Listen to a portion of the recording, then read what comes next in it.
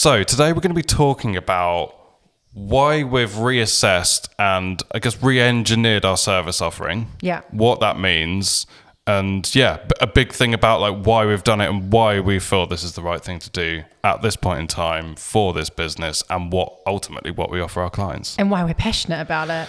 And why we're really revved up about it. It's not just the coffee. It's not just the coffee. So first thing is like what's brought all of this about, and then we'll go into what we've actually done. I think there's three key things that have triggered this. Yeah.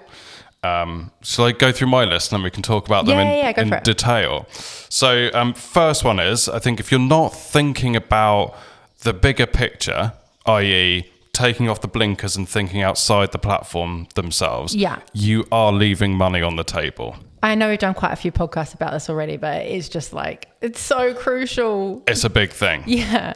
Second, platforms are changing.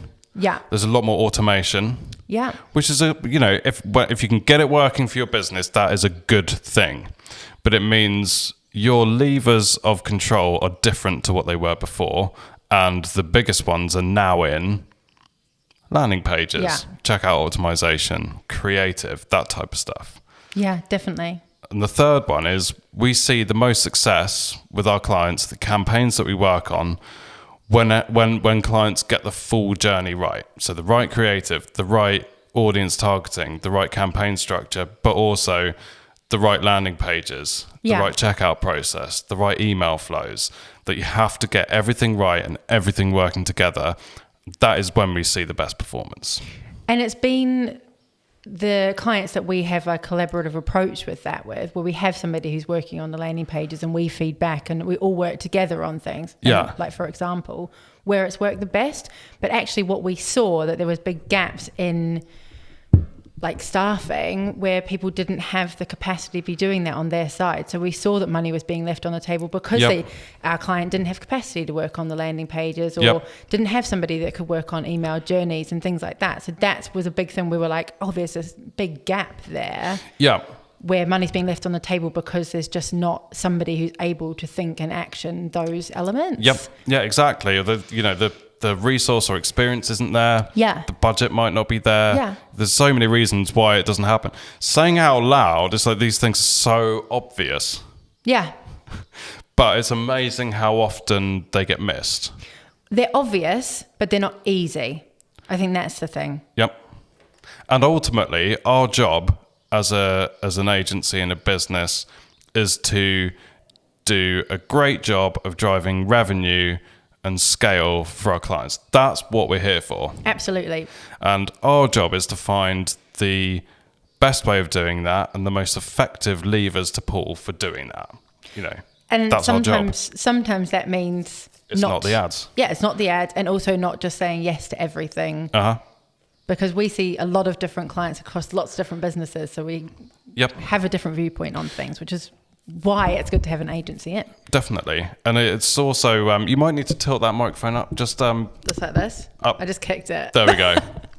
We might invest in some new microphone stands soon. We've got a couple of examples of accounts and clients where it hasn't gone so well. Yeah. And kind of why they haven't gone so well. And the good examples of not getting this quite right. Yeah. I think a lot of agencies or podcasts will roll out all the case studies where things have gone really, really well. Yeah. And if an agency's out there saying, well, every client we've ever worked with on has been absolutely perfect. We tripled their ROAS. On every client. They're probably lying. Probably. Definitely. So a couple of examples. So one client where I would hand on heart say the ads weren't the issue. No, they definitely weren't. So the site conversion rate was 0.5%.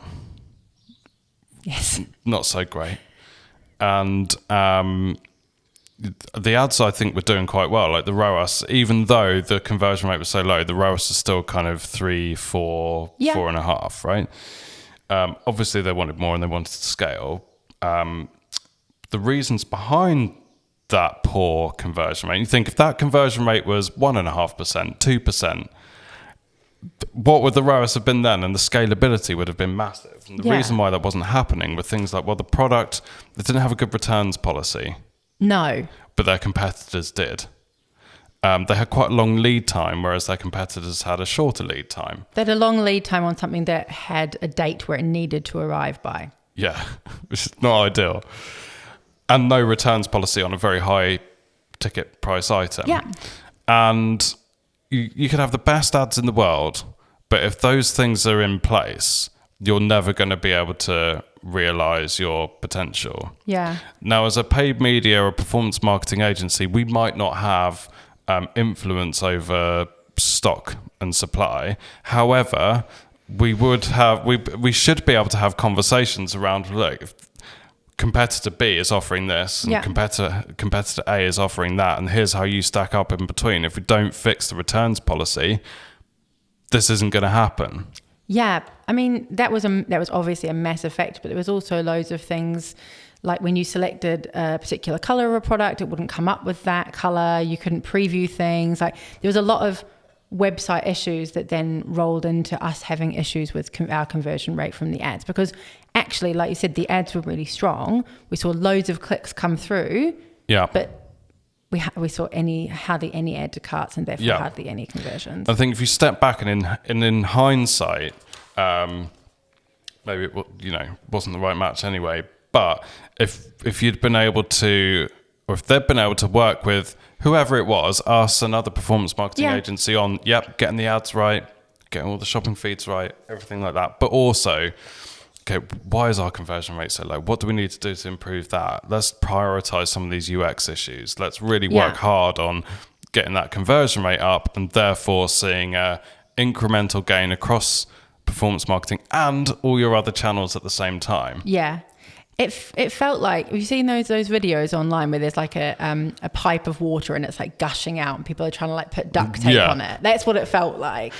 Stop. Like it's just fixing the bigger problem would have made much more of an impact. Yeah, exactly. And there's been, I think, over time, there's been of that type of thing, or clients where the product's really good and the price point's great and the ad creative's quite good as well. Yeah. And on the surface of it, everything's there, but then the landing pages aren't quite detailed enough, or the messaging's just a bit off, and payment options aren't there. Yeah. The email flow when we get leads through isn't quite right. Yeah. And you look back on that and you go, well, have we been able to influence some other things outside of our what is sometimes quite a tight scope? The results would have been better for everybody. Yeah. And I think that is why we've really stepped back and looked at what we're offering and gone, no, we can't just offer, like, we'll run your Facebook ads or we'll run your Google. Like, we have to be able to offer a broader set of services so that if the client's future performance and scalability is relying on a change like the things we've just discussed, that we're able to help influence those things and make improvements on them rather than just trying a new ad out. Because I guess the thing is that we genuinely get excited when we see good results from our clients. Yeah, big time. I say this to people when I talk about my job. Like, I care about businesses that I didn't even know about before, and I get excited about industries I didn't really understand before I started working here. But we get really invested in our clients. So actually, it's painful for our clients, and it's painful for us when we're seeing these barriers where we can't see the conversions coming through. No, it's like we want to be like, your success is our success, basically. And therefore, when we're feeling like we're just hitting like blockers, it's painful both ways. So we felt really inspired to, like, how can we get rid of those blockers? Yep, absolutely. So what are we now doing is the question. What are we doing about it? And it's a complete kind of rework of our service offering. So historically, the service offering has been, we'll run your Facebook ads, Meta ads, we'll run your Google ads, whatever it is, right? Yeah. It's quite tactical. Now it's a much broader thing. Yeah. So sure, we can run your PPC ads or we can run your Meta ads, that's totally fine. But we need to be involved in conversations on creative production, landing page production and landing page testing. Yeah.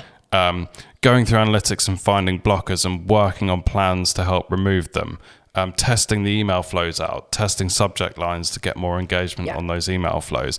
The whole kind of end-to-end thing from cold customer, click on an ad, get to a landing page, get nurtured through purchase. Yeah. Because the paid media is actually one small part of a much bigger jigsaw puzzle where all the pieces need to be together to get the most performance. Yeah. So that's what we're offering. And I'm massively excited about it. Same. It's so cool. We've already been like leaning towards this and doing this with our current clients, but we just wanted to come up with a strong framework and structure around what we would be offering. Yep.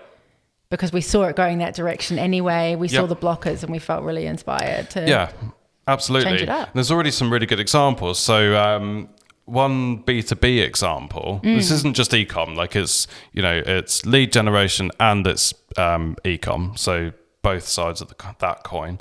So one B2B example was with a client we've been working with for quite a long time. Yeah, long-standing. Got a really good playbook in place for these types of ads work, these types of audiences work. So the fundamental basics are properly pinned down. Yeah. Launched a campaign with a new content asset, and it was the worst CPA they've ever seen. It was painful. It was mental. It was really bad. So obviously the first, let's just stop spending money on this thing. Let's take a look at it and just come up with a couple of theories as to why this is happening, what we can do about it. So it's like, we know the audiences work, we know the structure of those campaigns works and have proven themselves over time. Mm-hmm. So chances are, unless something mental has happened, that's not it. So took the content asset, new creative, new title, new subheading, just repackaged it. Yeah. Popped it live, best CPA they've ever had. Right? Continues to be. And continues to be. So, and that was from redressing and retitling the content asset, updates to the landing page to reflect that, updates to the creative to reflect that. It had nothing to do with automated bidding or manual bidding or this type of audience or that type of audience. Yeah. It wasn't the ads, it was the offer. Yeah. And it's just such a great example of, if you're not letting your agency influence these decisions, or if your agency aren't willing to get involved in conversations like that brilliant CPA would never have happened. No, and it only happened because, as well, they're a long-standing client who want to work with us in that collaborative way and have those conversations. Yep. They're open to it. So us working together and figuring that out, again, brought in the best CPA we've had for ages. Yeah, really, really cool example of that. There's one that you were working on recently as well, where it was another lead gen campaign. Yeah. Things were kind of rolling, but the CPA wasn't great. And then you worked on... Yeah, we worked on the landing page. So one of the team put together like a wire framework of how the landing page could be better, because while obviously we wanted like high quality leads, there was a lot of questions. So we were seeing that people were dropping out of the form like quite early on. So we reframed where the questions were. We made sure that the critical questions were still in there. Yeah. But we saw a way, way higher amount of leads and lower cost per lead as well when we changed it up. That's fantastic. Yeah. And again, that's the landing page. It's a form restructure. It's not... We didn't change the ads. 2% lookalike or 4% lookalike. No, and I think... Which is all good stuff. Yeah, it's important to test that, but we felt like there were so many other things we could be doing and testing that will help like conversion rate on whatever business we're working on. Yeah. Outside of that. Yeah. I think, again, to recap a little bit, like we're not dissing media buying as a discipline. It's what we do. We do it. We love it. And there's all of that stuff is really important in terms of testing different audiences and lookalike percentages, and it's so important. We're not doing that, but it's our aim is to get the best performance possible for a client. Yeah. That might be by testing different audience structures, but it might also be by testing a different form layout.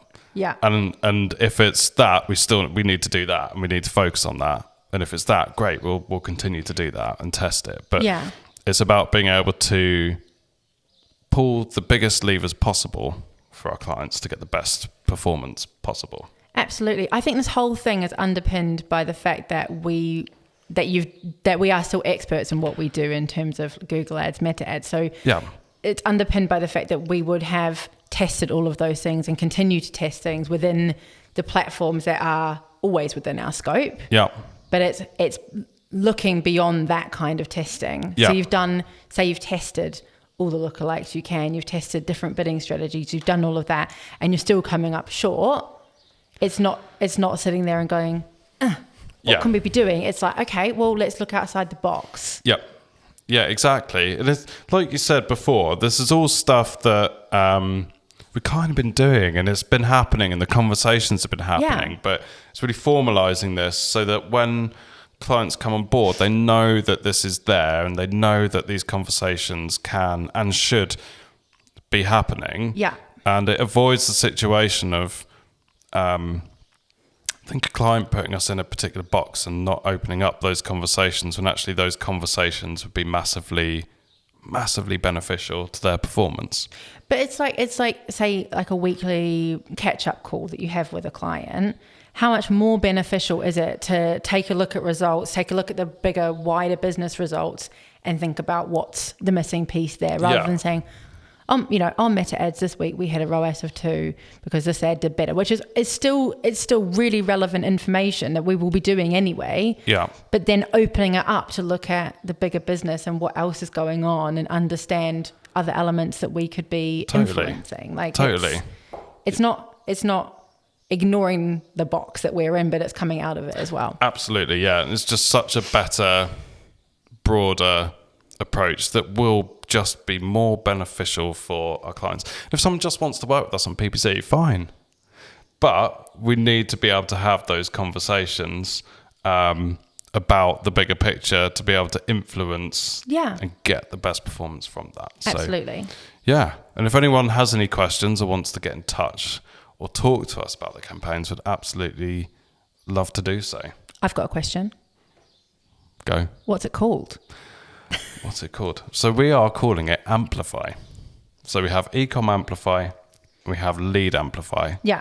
So Ecom Amplify is like a packaged approach to help drive more sales and profitable sales from your ecom business through your ecom business.